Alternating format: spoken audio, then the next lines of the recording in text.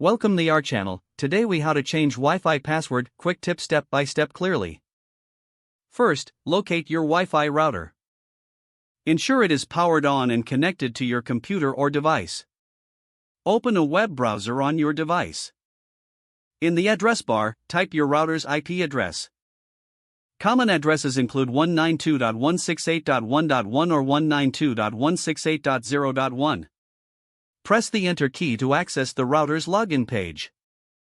Enter your admin username and password.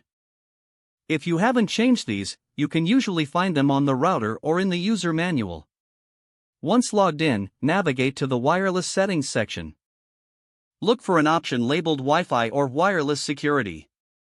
Find the current Wi-Fi password displayed on the screen. Erase the existing password and enter a new one. Make sure your new password is strong and secure. After entering the new password, save your changes. Your router